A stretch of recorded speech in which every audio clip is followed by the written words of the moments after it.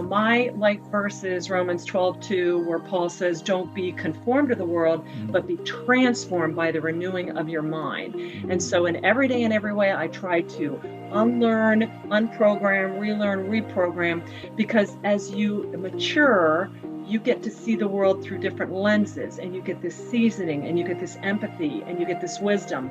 And one of my favorite quotes by Muhammad Ali is, the man who views the world at 50 the same as he did at 20 has just wasted the last 30 years of his life.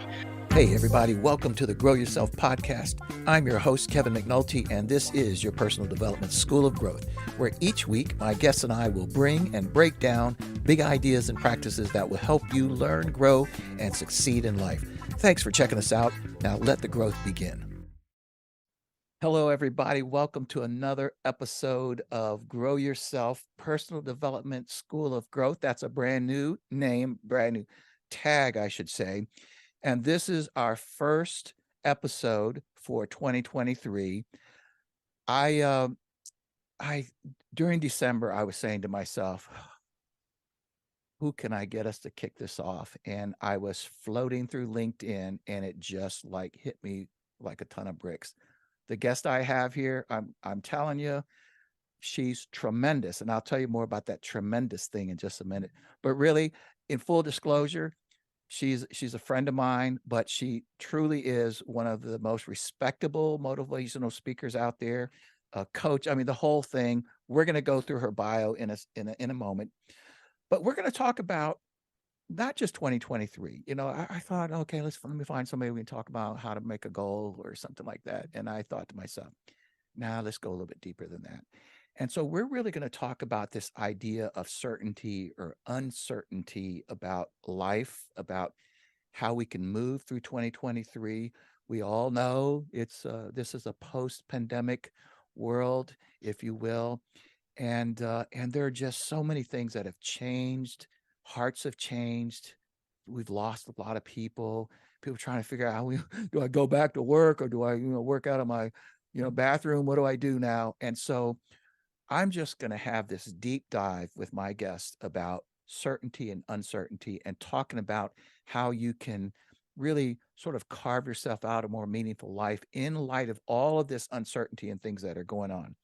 So my guest is, as I said, is amazing. Her name is Dr. Tracy Jones. I'm not even getting into an introduction, because I'm gonna bring her on board, and then I'm gonna step her through this so that because she's a humble woman, humble professional. She won't go through everything, but I'm gonna force her to. So in any event, please welcome Dr. Tracy Jones.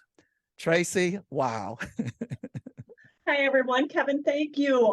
I am so honored to be kicking off as your inaugural guest for 2023. Thank you. Well, it is an absolute pleasure. And and I'm being sincere when I say that, I was just kind of sort of letting it chewing over the, holidays. And then I don't remember, you posted something and I went, that's it right there. And so that day, yeah. I'm just so grateful to you. Well, listen, welcome again to Grow Yourself. We're going to talk about uncertain times, but Tracy, I usually start off my podcast by asking a simple question, who is Tracy Jones? But I think I would like to tell you who Tracy Jones is, and then ask you a little bit more. So this is really for my audience. Here's what you need to know. First of all, it's Dr. Tracy Jones. She's the author of not one, not two, not four, but 11 books. We'll go into that a little bit more. She's the president of Tremendous Leadership. And that whole tremendous word, that's an important word right there. And I'll tell you about it in just a second. She is a former Air Force officer, Gulf War veteran. But let me tell you a little bit about that. She was not stationed, but she went to New Mexico School of Military, the Military Institute. She's a graduate of the Air Force Academy. She was a fighter aircraft maintenance officer for F-15s and F-16s. So that means she's a badass. Oh, I didn't mean to say that. She deployed to the Gulf War and the Bosnian War.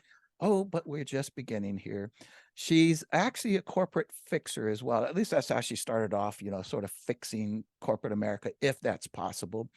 She's been in, and then I read this, that she's been in the world of semiconductors and, the defense industry. And that's kind of crazy too. She's a college professor. She has numerous awards, starting with honorary doctorate at Central Penn College, a number of leadership and business awards, philanthropy awards, and literally the list goes on and on. But oh, there is more. She has received her MBA and her PhD. And then the last part of it, which at least for me as a speaker and a coach and all of that sort of thing, her dad is like, God rest his soul, is a rock star in our world. Many of you will know him, some will not. But again, if you hang out in the circles that Tracy does and you mention her dad's name, people are like, oh, hello, hold on. And so her dad is the late, great Charlie Tremendous Jones. So I'm just going to start there with you, Tracy. I mean, just wow, how are you even like still upright with with all of this stuff that you've done? It's mind blowing, seriously.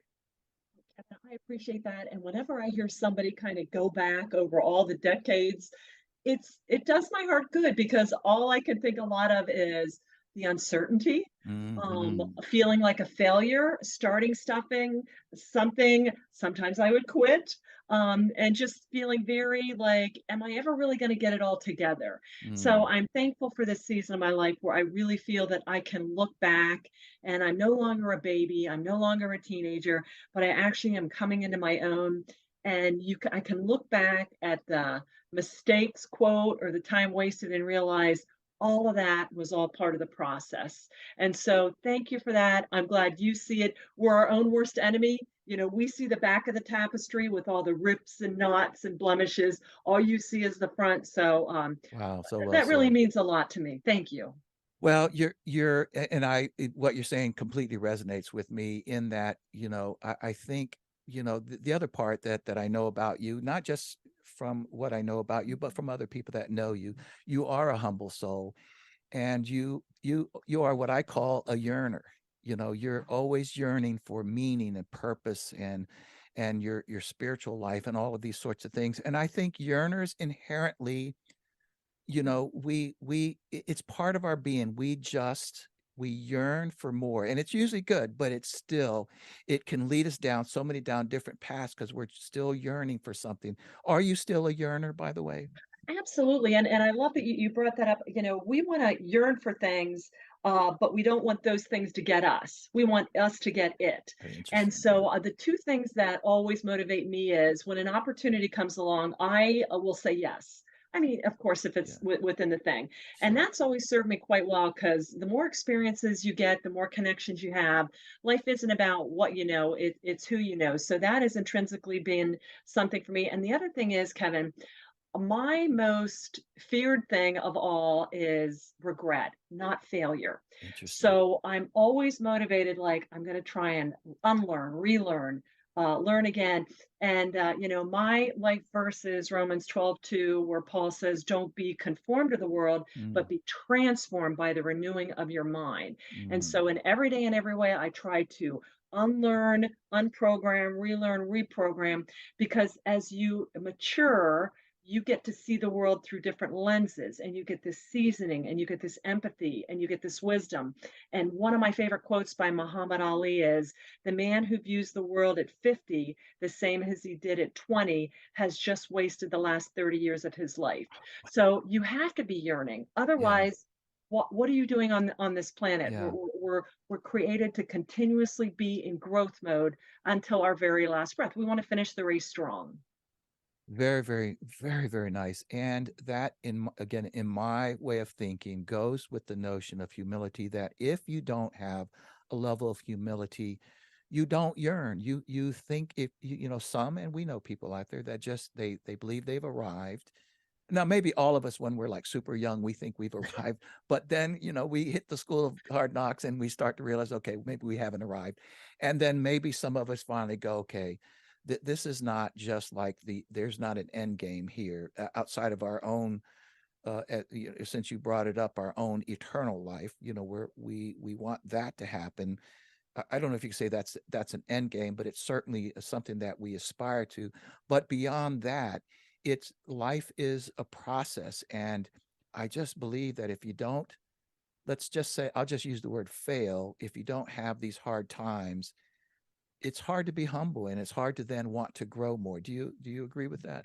I absolutely do. And there's also, because I got my PhD in leadership and I am a data person. So I love the Mm, motivation, I love the mm, aspirations, but I got to know the grounded research behind it. And if you don't keep mm, your mind growing, mm, you start to get into a cognitive decline. And that's why they're encouraging people, we all have the capacity now with modern day science to live into our 90s. My mother in law passed in November and she was 103. mm. So we're all living Oh, longer. So you want to keep your mind growing. The mind is a muscle and you can stave off a lot of decline of mental things. The other thing is, if you look at my father was in the insurance industry, and if you look at people that retire and altogether stop without a purpose, without anything else. I think the actuarial tables are like your lifespan is about 12 to 15 years. So there is not just this isn't just well, if you feel like it. There are physical and medical and cognitive benefits to continuing to learn because otherwise use it or lose it. And that is most yeah. definitely true with your mind. Wow. Well, listen, I want to ask you, and my audience knows this. I think you know it because I didn't send you any questions and you didn't send me any questions. That this is truly a conversation. It just it evolves, and that's the benefit of having folks like you with really a depth to you. So I'm going to throw you a bit of a curveball, I guess you could say, to start us off here, and just ask you about just your general thoughts about the last couple of years that may have created this scenario that many find themselves in here at the beginning of 2023 of uncertainty. So can you just start that conversation, about the last couple of years and where we stand right now? Well, it's interesting you say that. When I was doing my doctoral research, I studied two financial industries that went through a failed merger. Mm. And what I found out after going through all the interviews was the merger did not cause people to feel any differently or view the world differently than they did before. What it did is it revealed what was inside. Okay. Oh, So a interesting. crisis does not change you, it merely squeezes you, and what's inside comes out. So Hmm. I maintained the people that did not like going to work before COVID, guess what? They're not Wow. like COVID is an event, but the Agree. outcome is based on our response. So in leadership literature, it's called your adaptive capacity or regenerative nature. It's the number one Oh. key to a successful life. And now I hear people saying there's your EQ, your IQ, and now they call it your AQ, your adversity quotient. Mm. And so I look at people, if you are somebody that COVID knocked you out and you're not gonna, but I have people that tell me they're never coming out of their home. Okay, that your choice. Everybody, it's free will, folks. You get your own choice. So it's almost like an orchid.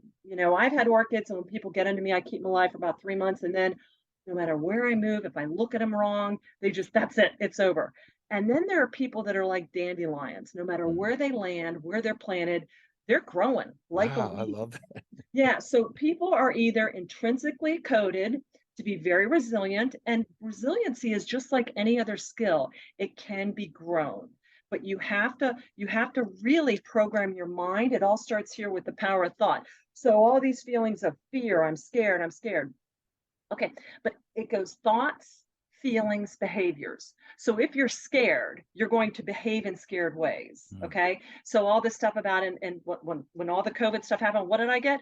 I got in my research database and I looked at peer-reviewed journals about what's really going on. I don't listen to the media Interesting. anyways, but I fear mongering, I despise. Here, And here.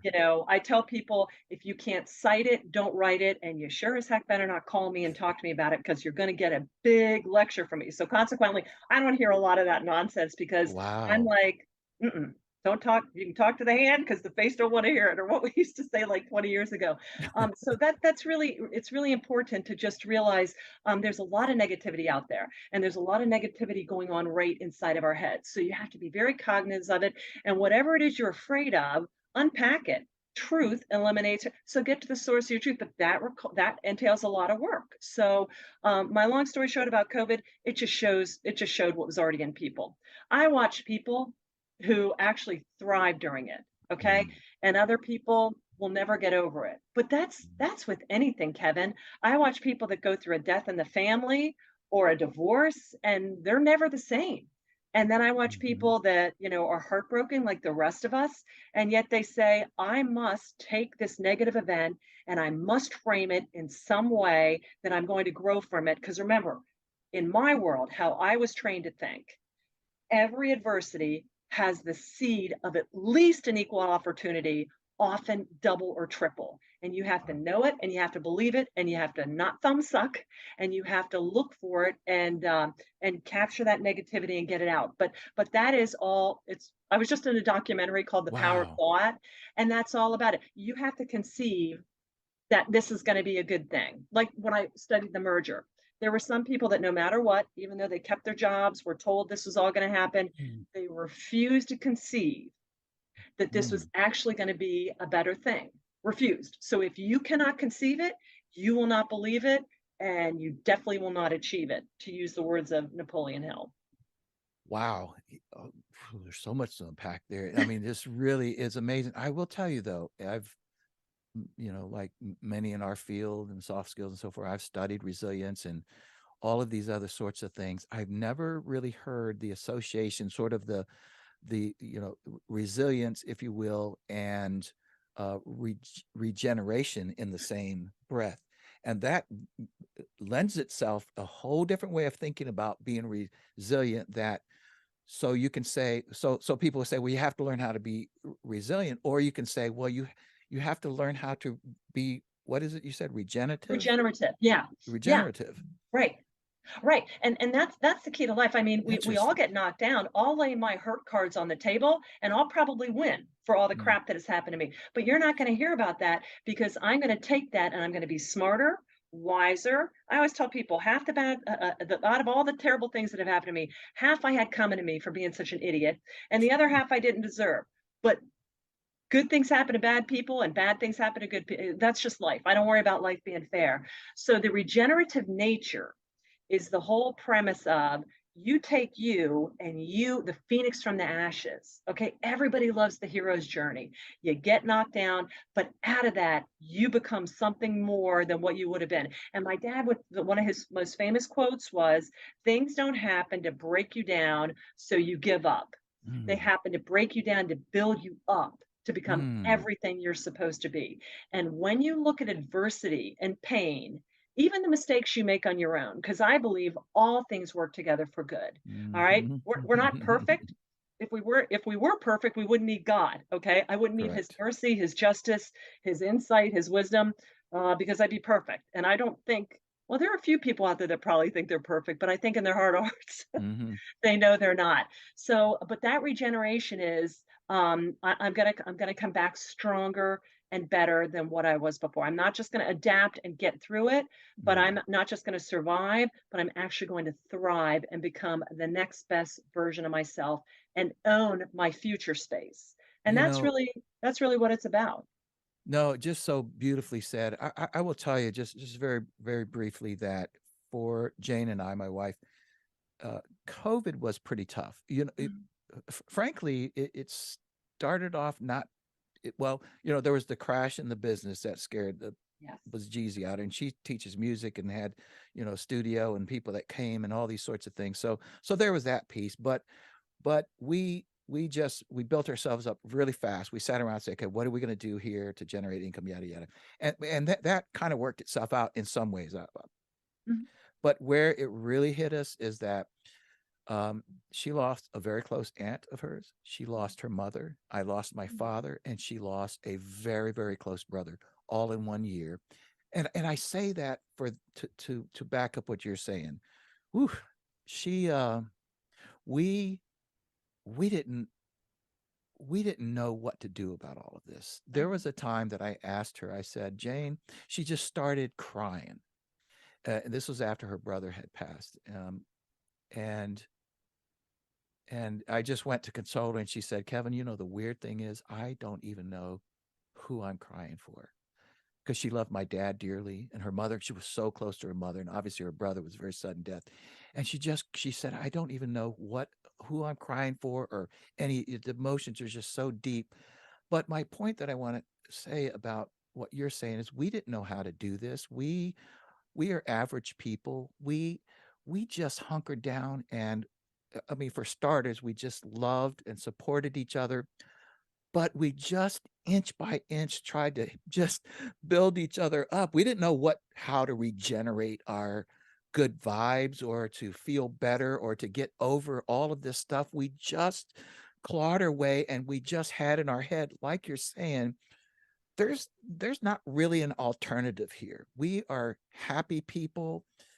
We have a lot to still do and say, and so let's whatever it takes. I mean, we would stand up and then get our own emotions would knock us back down.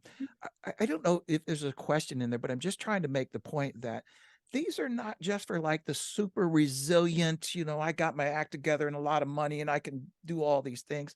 It's for normal people. And sometimes you just have to fight your way back to, "Oh, okay, can I get a witness?" Oh, absolutely. And my heart cries. I Mm, had lost my mother right before COVID hit. I mm, I lost mm. one of my dogs during COVID, and that was bad enough because I couldn't be. Don't get me started. That's hard. And I I thought, get if it. these are Mhm, what people went through with their loved mhm, ones, mhm. Yeah, I probably would be in jail right now because yeah, I'm not sure what I would have done. yeah. So not only did you have to deal with loss Mm, and unexpected loss, but you had to deal with a horrible not being with somebody during the time when mm, I mm, thank God that I got to be with both my parents when they passed. mm. I miss them so much, but Imagine. that is a gem, and a lot of people were denied that, so I can't imagine that. I would say, Kevin, when you are dealing with grief that is so pronounced, you don't even know Mm, that you can get up, mhm, which, mm, even Jesus dealt mhm, with that. mhm, You hit the nail on the head. It's really your support network. mm, Everything mm. that you're going through, somebody else, at least one other person has been there. So I would reach out, get on the web, read some books, get on some internet groups, get in some peer support groups, and just really figure out. The other thing is, almost everything that is really going to scare us the most, and this is what freaked everybody out about COVID, is the D word, not the C word, Mhm, the D mm, word, death. mhm. And I love Norman Vincent Peale's comment is, until you're really comfortable with dying, you can't really live. Okay. Oof. And the more comfortable you are with death, because it's appointed on each of us to die. That's of this we're certain. So get certain about that. Understand, unpack it. If there's something about now the loss, oh my gosh, you're always gonna Mhm, deal with that. Because Kevin, in my belief or my knowledge, death was never supposed to be a part of the equation, okay? mm. But it Right. is, all right? It's part of this temporal equation. We're all Yeah, going to live forever, yeah. okay? Our spirits will be forever. The question is where. So but for now, we have this physical death, read Genesis, Mhm. call me, we'll talk about it. Yeah. But I mean, one of those things is get comfortable with that and Mhm. understand that my mom and dad are gone. It's a temporary separation. And Yeah. that gives me the hope because Yes. if you have hope, it hurts. Even my dog, Roscoe, that passed, I have my hope. We published a book about when God calls your best friend home, about dealing with Mm, pet grief because it's a real, real thing. mm, And so, but you have to know, I have to know how to process this grief. And I mm, have to know then what are my convictions? What do I know? So I would really tell people unpack it, understand what's going to mm, happen. And then you can really at least have hope that even though this hurts and I miss them so terribly. Gloria's would have been her 96th birthday was Monday, and it was a very sad and somber day mm. for me, but hope. But there's always hope. If you don't have hope, you can't go Yeah. on. And that'll S get you through. Hope is the only thing that heals. Well, that's great. I mean, that's just and that just hearing those words gives me hope, gives us hope. And I have to admit, even as a Christian, we forget that that life is eternal in our world and that these people that have passed are still out there. You get into this crazy mindset. So I'm going to ask, so now let's just talk about sort of the concept of uncertainty. Okay, and I'm going to ask you in a moment about what works and and but sort of to kick us off, here we are, all of us, just the general public, we're looking at 2023. We've all been through some pretty, I would say some pretty hard times. And, let me just ask, just generally speaking, and you kind of already spoke about it a little bit, but people that look into the future and uncertainty is on their mind, and obviously it's to different degrees. I'd like to just start there with sort of the problem, if you will, and then move into maybe what works. I love it. So the two of the biggest problems that I know I struggled with, which led me to write Spark and do everything else, Mm. everything in life that is going to vex you or cause uncertainty is going to originate from one of two sessions. Number one is not knowing exactly what you want. Oh, Okay, interesting. specifically what you want. And people are uncertain, and when you ask them, "What are you uncertain about?" They're like, "I don't know," and I'm like, okay, well, we have to keep peeling back the Yeah. onion and I unpacking just that. feel uncertain. Yeah. Yeah, I just well, feelings lie. Right. Okay, so what is it? And then but you go, and that's why you work with coaches and masterminds. What Hmm. is it? And then 99% of the time, in talking to somebody, you go, there it is. That's the issue. Now let's Mm. unpack that. And then they're like, oh, okay. Now I can name it and I can identify it, and now I can do some root cause analysis and I can create a Mm. solution to get out of it. So number one problem most people have is they don't really know what they want. Okay, they know Mhm. what makes them unhappy, or they're kind of it's but they don't know, what do you want to be? The only thing you can be certain about is owning your own space. But you have to define that, and that takes a Mm. great deal of self-awareness and self-discipline and exposing your ignorance, and it's tough. And most people would rather just Mhm. binge on Netflix for 72 days straight and not do the hard work. Okay. Yep. So, anyways, after that, not knowing what you want, the other thing is you know what you want, you know what your calling is, but you don't know how to get it. So you're more resource constrained. So there are a few people I've met that knew from a very early age exactly what their calling is, but you need a lot of external support because none of us is meant to do life alone. So they're frustrated because they know what they want, but they just don't have the means necessary or the Mm. resources, or they're not resourceful. Mm. So that's where you work with different kind of experts and coaches to help you really dial in the right resources. So when people come and they're perplexed, or I'm sitting there going, what is it? Why am I stuck? I really will unpack it and say, okay, Tracy, is it a will or is it a skill problem? Oh Okay, so the boy. will is the front end. Mm. What do I want for Tracy? Not does what would Charlie do running the business, or what does anybody, but Tracy, I got to own my own space. Mhm. God gave me a calling. It wasn't a conference call. It's for me and only I know that. But then the other thing is, then once you really dial it in, then helping people understand, hey, now that you know what you want, how do you go out and get that? So those are the two real problems. And once you unpack it, if they know, then I can say, because I'm a resource girl, I'm an operations girl.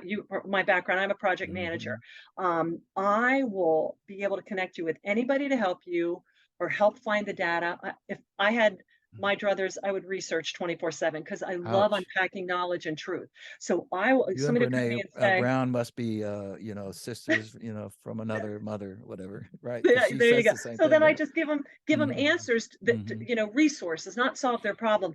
But yeah, so it's really one of those. If you're dealing with uncertainty, we really have to. And you see the targeted transforming tremendous.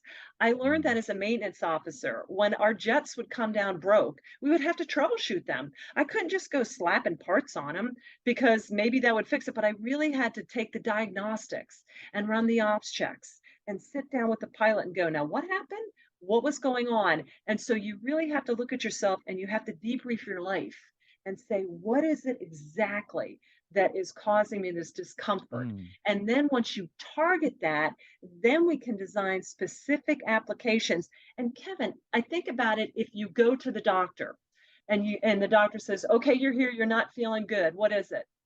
I don't know. I just feel bad. Okay, well, he can't help you, okay? The Right. more we dial in what it is we want and where the pain point is, the more people can come into our lives and help us create solutions. And so that's the real secret to getting rid of uncertainty. And you're not saying show up at the doctor and know everything, but No, but at the very least, have a starting place. And so the same thing with our lives, or as we're looking into 2023, because I'm going to ask you about a mastermind in just a moment, about, well, let me say about masterminding, even for the average person, and many who are listening may not even understand that concept. There's professional masterminds, but then there's the concept of masterminding that I'd love to chat with you about as one of the solutions that just the average Joe and Sally can put into place in their life to do exactly what you just said, help you. Okay, I don't want to throw a spoiler out there. So let me just ask this very quickly. So now, before we set this up, because I think people need to know this very quickly, could you tell, for those out there who maybe are not familiar with your father, Charlie Tremendous Jones, can you just talk just a little bit about him, who he was, so that, and share this a little bit? Well, he came from, and I didn't find this out until 2 days before he passed. Mm. Born in the South in Oh, I didn't know that. 27, Mm. right when the Great Depression then kicked off, went through all that. Flunked out of school in the 8th grade because he was the oldest of five and his dad was unemployed. His mom ran off, and so they had to all work. Just poverty, a really difficult background, but you Wow. wouldn't have known it. You wouldn't Mm-mm. have known it. And he went on to the listeners to become one of the top legends in personal development because he had this resilience, he had this adaptive capacity, and he had this aspiration to grow. And he had people along his life at every gate, whether he was a little boy, a teenager, a young adult, a new life insurance salesman, a new husband, a new Christian, that were pouring into him. Wow. And he was open to receive. So Interesting. many times we're either too insecure or too proud to accept help. Hmm. And I know we'll hit on that for Mastermind. But I tell people, growing up with him, it was a cross between boot camp and a sitcom. So he I can was, believe that. if you go to the Tremendous Life Books channel, and I know we're going to talk about that, he Mm. was the funniest, in your face, provocative, pragmatic, contrarian out there. So he would say stuff, and you're like, what? But he really had this way of saying things, and he would just upend you. And he was driven. I mean, Is that because he right? came from tough background, and there was no thumb sucking because he went through such a tough background. He's like, he didn't suffer fools gladly, but because he came from nothing, he understood what the poor and dejected felt like, and he just loved on him. He was such pure love. So that's what he was like. And he drove me crazy as a kid because I was like, can't you just be normal? And now I'm like, oh, thank God. Yeah. Well, no, you're exactly right. And I have to say this, that I knew of Charlie Tremendous Jones well before I even met you. I mean, as you just said, he truly is a legend. And for others, and I also read somewhere, because I didn't completely think about it until I read it, where being raised with him, you kind of got to hang out with a few other people that some people might be familiar with. Can you just do a little bit of name dropping there? I think Oh, it's important. it is. Well, Zig Ziglar, Zig Zig. Og Mandino, Norman Vincent Peale. So for the listeners, there's a whole thing about, it's called implicit leadership theory. So when Mm. you're like 4 years on up, you start imprinting on your idealized leader. So my father, by taking me to these meetings and exposing me to these wonderful, successful, driven, helpful, Wow. together, grounded people, I imprinted from a little girl on. They became my ideal role models. So in my world, that's who I look for in leaders, and that's who I aspire to be. So it's so important. You guys with kids, take them in, let them Yes. see these really wonderful people, and give them books to read up because their little minds are already imprinting. Wow, man, that is such good information right there. And so your father, he talks about what works. And in fact, we're going to show the audience here in just a minute about what you just said about his sarcasm and his humor and this, that, and the other, and how he'll say something. Well, I just happen to have a clip queued up of him talking about what works, what I guess in life, or however you want to say that, just what works. And so I'm going to bring that on and let everybody watch this for a second. It's only a minute and a half or something like this, and then we're going to come back and talk about it. I'll do my best not to laugh out loud, because it's just, I've watched it a number of times and it's really something. Have you noticed all the speakers? Have you noticed Larry, Charlie, Chris? Have you noticed all the big speakers, how they make you wait to the end? Thorne did it. They make you wait to the end of the talk to give you the good stuff. You ever notice that? Not me. Not me. I give you the best stuff right now. So if you have to leave early or go to the bathroom, you didn't miss nothing. Brother! They did it. Here it comes. Here comes the greatest thing I've been learning in 35 years of it. Now, what I'm going to share with you now, this is not theoretical, experiential. 17 years of this in one office. You're going to say, oh, thank God for that one thought that made the whole thing worthwhile. Ready or not? Here it comes. This is the greatest single thing I've been learning in 35 years. Ready or not? Here it comes. The greatest thing I've been learning in 35 years of business is nothing works. Let me say it again. I love truth. Nothing works. You know, what do you mean? I mean nothing works. Larry Wilson knows nothing works. That's why he's here today. You think Larry Wilson would be here? He would not be here. He'd be over in Santa Fe up in Minneapolis watching it work. You know why did Wilson come? I'll tell you why he came. He came because he knows it's more fun. It's more fun failing here with us and failing back in his office alone. That's what I do. All right. Okay. Now listen here. I want you to learn to get people to laugh, but don't you ever be a comedian. We're not comedians. We get people to laugh, but not at our jokes. We get them to laugh at points. And you watch every time I get you laughing, I'll drive home a point. You must still laugh about that, right? I'll tell you what, I've heard him give speeches hundreds of times. It never stopped, you know. And consequently, I didn't complain to him a lot growing up or when I was in my different business fields, because he would just be like, yeah, I told you nothing works. And then I just laugh and I'm like, oh, you know, nothing.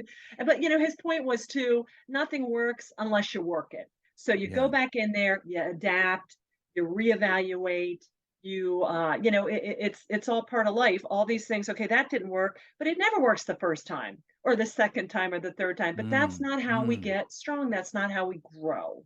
So I love that clip. Wow, it's just it's so good, you know. I must say to you though, Tracy, I've watched a lot of your father over the years, and it's like I'm sometimes looking right at him and listening to him through you. But no, I mean that so sincerely. But listen, and by the way, so for the audience, do go. Where do they find more of his clips? You know, because There's 2 channels. Thank you, okay, Kevin. Tremendous Life Books has a okay, lot of I've found as many as I can archived, and if any of you I still have people send me old cassettes and VHS tapes, wow, we'll digitize them and put them up. So either Tremendous Life Books or Tremendous Leadership. okay, that's fantastic, and both on YouTube. Correct. Yes. Okay. So what does work? So now we're talking about uncertainty, and again, we're sort of generally speaking about the concept of not being certain about what's in front of us. We've gone through a pandemic. It's shaken people up. They're looking into 2023 and beyond. You know, what are just some ideas, some thoughts, some practices, techniques, whatever you want to call it, that you believe will help people? And you've actually already spoken about some of it, that you believe will help people get more certainty as they look to their life in the future? Well, that's a great question. I really think first and foremost, if you haven't already, we're almost to the end of January. Never Mm. too late. That's okay, because you were waiting for Kevin to drop his first episode. So Thank you here very you have much. it. You have to sit down and you have to clearly write down specifically what you want your goals to be for 2023. And I mean write them down, and I mean put them in a place. This will triple your chances of success. Don't you want to triple your chances of Mm, success? And if you don't put your goals down, how do you know what you're even driving towards? And guys, I'm kind of a let's just go take the battle and fight. I'm not inherently a back it up goal oriented person. I'm a type A, so let's shoot first and ask questions later. That's my natural tendency. But I have had to really, mm, after 14 years of a lot of wasted resources and I hear and you. you know, I was more on the bleeding edge than the leading edge. I have to really sit down and say, okay, Tracy, what do you want to do? 2 things that I really love doing is there is something called the Ivy Lee method. And Ivy Lee was a consultant for, I think it was Charles Schwab. Mm, And before each day, he would write down the 6 things, the 6 levers that he needed to pull the next day to move his business forward. oh Write them wow. down the night before. And I don't mean pick up dry cleaning. This is not an errand list. This is Hmm. like for me, I'd have 2 things about speaking, 2 things about publishing and 2 things about, connecting with future authors or something like that. And you put them in. So that day, when you get up, you hit the ground running, boom, and you put the most difficult one at the top. Okay. Mm, And then at the end of the day, you roll over what happened. That really keeps you on point. Okay. That mm, keeps you targeted because you can't mm, transform if you're a kaleidoscope. You need to be a laser and you really need to hone your focus. And mm. guys, Love that. as a woman, we're multitaskers. That's why Mm-hmm. God made us, okay? Because men aren't, all right? And so Mm-hmm. we're here to help. Okay. But that's our Guilty. own, that's our, Mm-hmm. the gift of complication, that's our own worst enemy. We really got to hone in and say, okay, what are we going to drive towards? What singular thing? And that's where men really are linear thinkers and we're more radial. And radial's good if you're juggling a lot of things, but Mm. it's the death of you if you're really trying to hone in on Interesting. specific goals. So I would really, for certainty, write down your goals. And then at the end of the night, I always do a contentment journal where I try to write at least 5 to 10 miracles or answered prayers that happened that Oh, day. wow. So I end the day in a state of gratitude. After I wrote my Oh, list of what I wow. want to do for tomorrow, I don't think about that. And then when I go to sleep, the last thing on my mind is not stressing about what I should have done or something bad that happened, but in a state of gratitude. And then I drift off picturing what a perfect tomorrow will look like. And your subconscious, you can't believe when you go into your quiet time of rest and relaxation and slumber, you can't believe what your subconscious is doing when you feed it wonderful Interesting. things.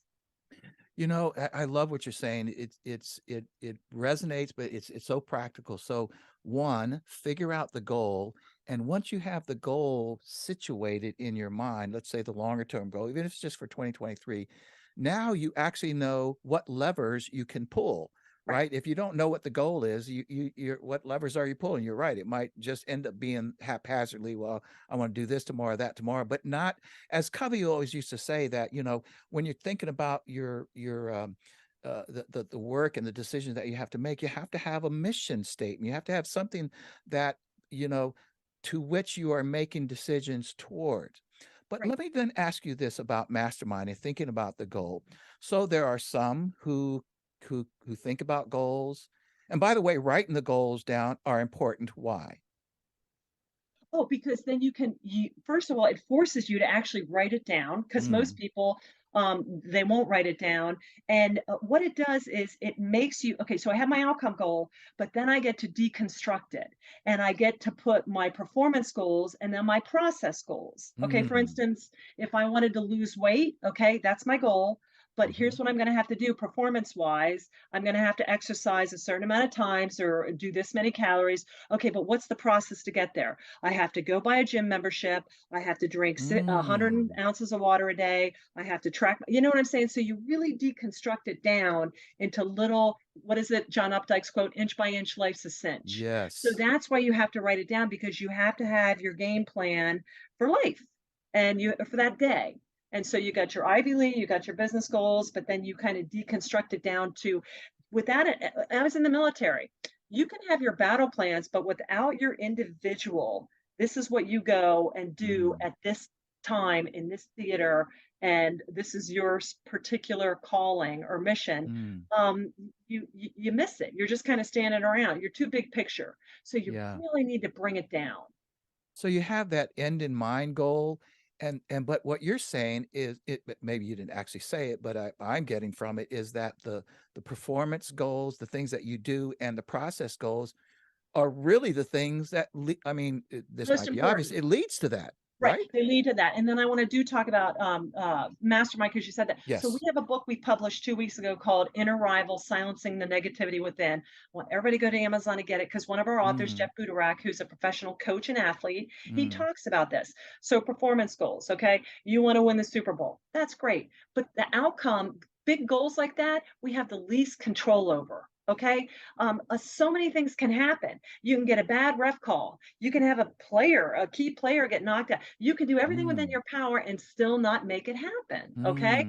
very You can good. have a snowy, you can have all these things, but then you have performance goals, which means you have to show up and you have to be very good at a certain number of tackles, a certain number of catches, but Wow. then even performance goals is more within it. But then for me to get a certain number of tackles, I have to to do my process goal. So I have to run 10 miles a day. I have to do Wow. 100 pull-ups every other. You know what I'm saying? So I have before to I can perform, refine this technique or you this. refine it, right? So, Yeah. like, I want to speak X number of times. Okay. So that means for every time that I speak, I have to perform and get great resumes and Interesting. great endorsements and all that stuff. But before even that, before I get to the stage, I have to be applying to proposals. I have to be making connections. I have to be talking to other speakers and saying where they're. So these are I control the processes. That's all I can control. And the Wow. more I control those processes, the more likely I am to hit my long range goals. So Wow. you really bring it all back. But Kevin, you talked about mastermind group. Mastermind. That is the other thing, in addition to writing down your goals. Yeah. Everybody out there, Let's please, talk as I about it for tell, the average person who doesn't know what masterminding is. sure. Okay. Well, I like to think of it because I always use, Jesus's parables of the sheep and the shepherd. A lone sheep is a dead sheep. Okay. Mm, Um, mhm. a Right. mastermind group is just two or three people that get you, that know Mm, you, that aren't in competition with you. I call them, they're your pure advocates. As a matter of fact, they want your success more than even you do. Okay. mm. So it's just this inner circle. Some are paid, some people pay because there's more of an accountability, or you're paying somebody who's really, really good and gifted in this. But if you want to just take it easy, it could just be a group of colleagues. And I would recommend getting Napoleon Hill's Think and Grow Rich book because he 100%. really talks about the mastermind group. The thing about a mastermind group is, okay, so Kevin, I spent almost decades of my life working on my self awareness. But I think about a bottle of wine. I'm a fine bottle of wine, okay? Yes, I Okay. am. All right. But I'm reading my label from the inside out and upside down. I think I know how I'm perceived, but I can't see myself from the outside. And that's the beauty of a mastermind. They will be able to look at you and see things that you don't see in yourself. Like, I can help other people get to where they want, but we cannot guide our own selves, because that is something that somebody else comes into our life, because we're meant to be in a collective together.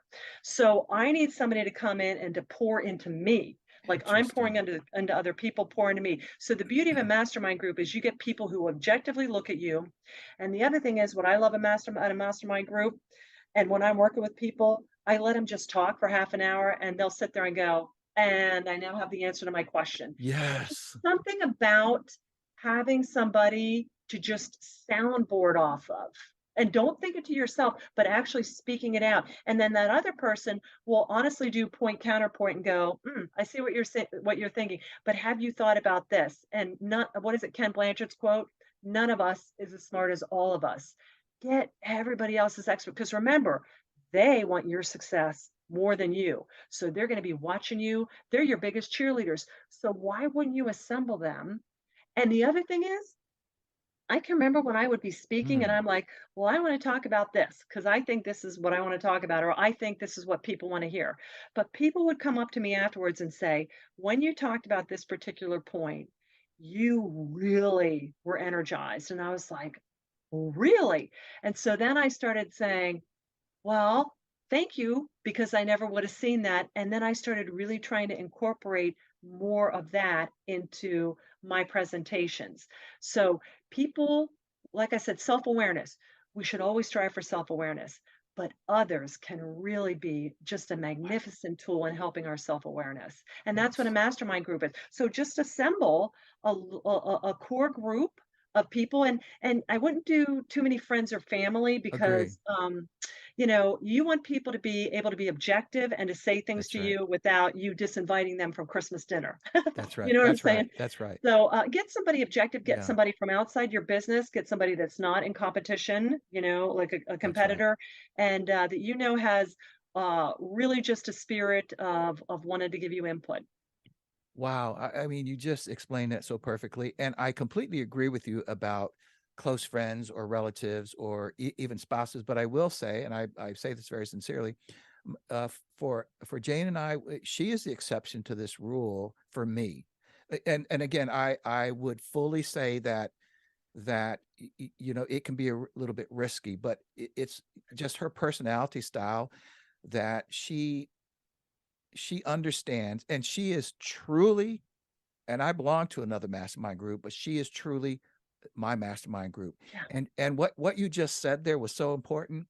And Jane knows this. Now we've been married 36 years, and we've done a lot of work together. I mastermind with her ideas and she masterminds with my ideas.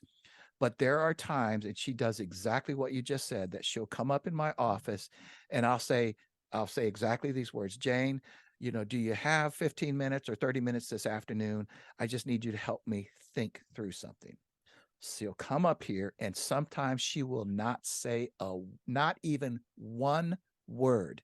And exactly what ends up happening is like, okay, thanks very much. I think I got it now. I'm not even exaggerating. And then there's other times, which is what a masterminder would do, is uh, she would just ask me some questions, or she would just challenge my thinking about something, Yes. or something to that effect. And so I think why I'm trying to bring this point out is to say that, you know, every day, normal people, because sometimes people who are aware of mastermind, they think of a professional group, and all of that is good. It's all correct.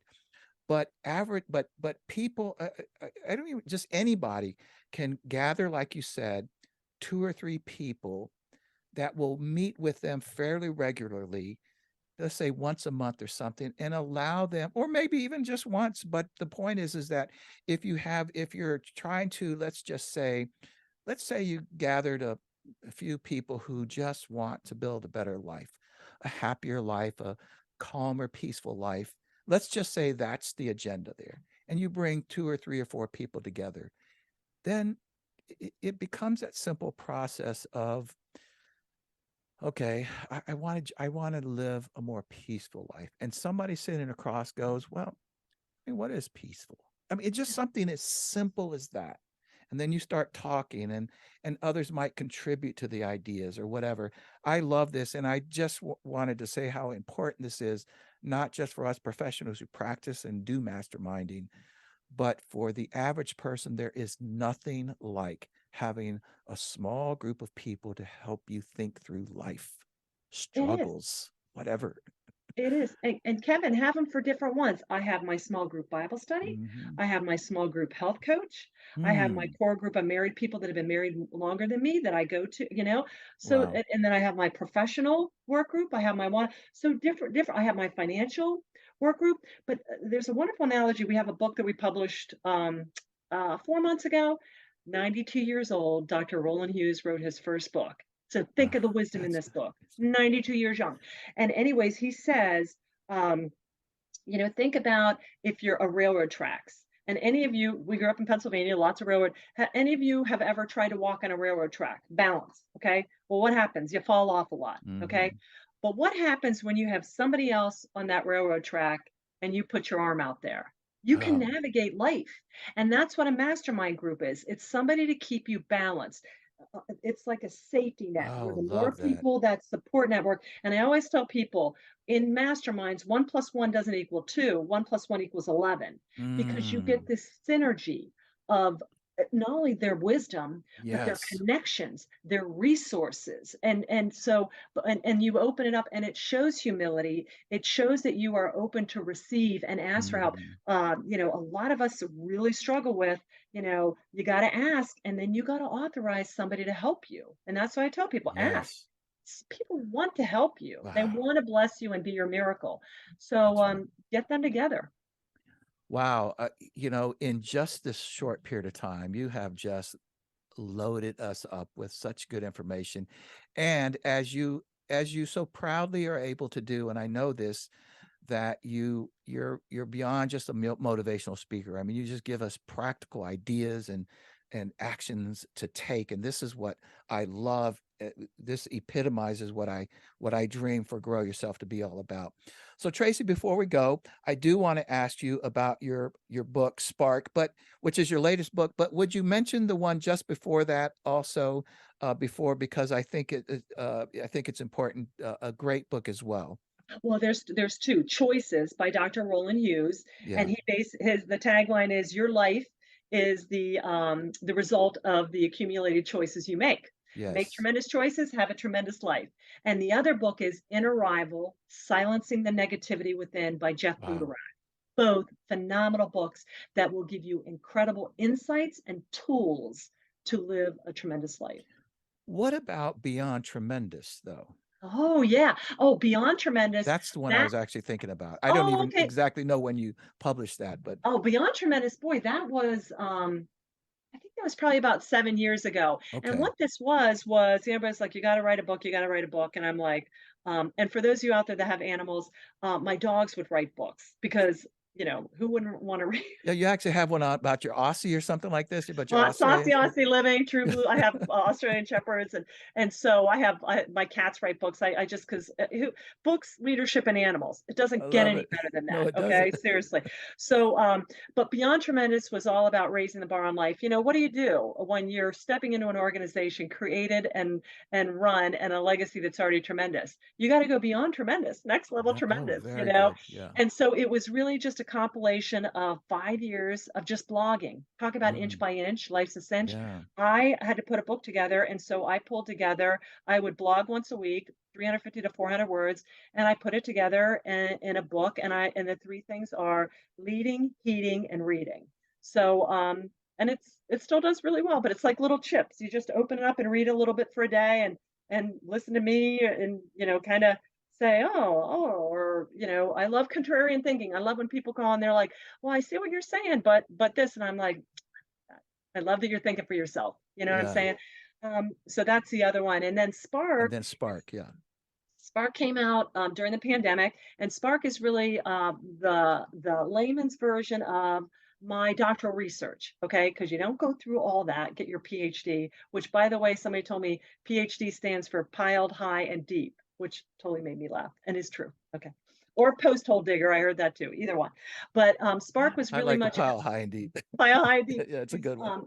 the five essentials to ignite the greatness Mm, within. So really, it's the theory of self-efficacy, which mm, is self-motivation, just a fancy PhD for self-efficacy.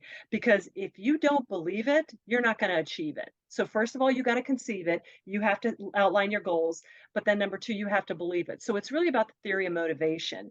And SPARK is an mm. acronym, SPARK, because I'm from the military, and I like 5 easy steps. Yes, we do. Just give me the tools. I get motivation, but I have to have tools. I can't stay motivated without tools. Okay. Mm, And so S is singularity and P is persistence. You have to know mm. exactly what your highest calling is, what your experience, what your zone is genius. There's something on this world that only you know better than anybody else. What is it? And then you have to persist. I can't do the work for you. And that's where tenacity and resilience and grit and Grit. fortitude and perseverance, that's where that comes in. That's what you bring to the table. You must bring that to the table. But ARK is advocates, resources, and knowledge. Oh, This is man. what the world brings to you. So Hmm. what always confused me growing up about motivation is why it fades is um, you can start a fire, but if you don't put fuel on it, it goes out. So people will get all pumped up, but then you don't have the resources, the knowledge, and the advocates helping you keep that fire burning. Or you got a whole lot of resources, but you're not really sure where you want to plant your garden. And you're trying to water the whole forest instead of your little tree of knowledge and life. And so, really, the book examines the duality. Here's intrinsically what I bring to the table, but this is what I need. And I watch a lot of people that they'll proclaim, what they want to do with their life, and when the world doesn't applaud, they'll just wither up. And I'm Mm, like, yeah, but you got to mm, persist, and then you have to find your mm. advocates. You have to find your allies. Don't expect everybody to be on board with this. Okay, Wow. like you got to fight for it. So that's Gotta really what fight for it. Spark is about, and it takes you through. And what I like about it, there's a little diagnostic tool in there. You're probably already really good at three of the five, but there's probably one Mm, or two that you could use some focus on, like persistence. I'll die before I quit. You don't have to teach me persistence. That's just I got my dad's tenacity. Like I yes. said, I will I will die before and knowledge. I love knowledge. So Hmm. I was knew I was always good at P and K, but I was still missing some things, Mm, and I was missing a lot of singularity. Okay, and I was missing a lot of resources too. So it helped me really dial in and say, okay, why am I not sparking? Why am Mm. I not sparking? I'm not blaming anybody else other than me, and I have to dial it in. So that's really what the book is. And we have Wow. courses, and we have deep dive groups, and we have one-on-one coaching, all kinds of things. Oh, that's fantastic. And just before we end, I'm going to ask where people can find all of that, but I have a couple of really quick things that I want to bring out.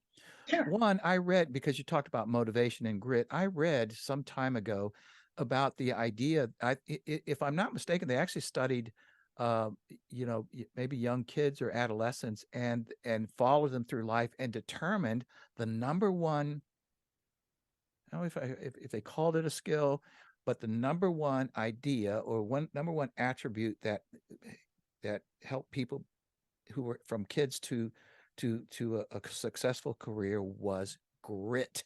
Mhm.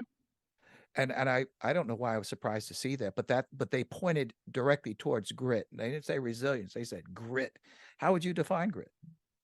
Grit is ownership, first of all, and that's Yeah. why a lot of young people don't have it because they've Mm, been shielded from having to deal with the consequences of their mm. Oh, choices. yes. And so that's the most thing. So grit is, man, I screwed up. Okay. I go into prisons and do book club with these guys. These guys know what they did. They own it. They're paying the price, but they have chosen no matter what, I'm going to come out of this place a better person. And next time when I go into society, I'm going to do it right. That's grit.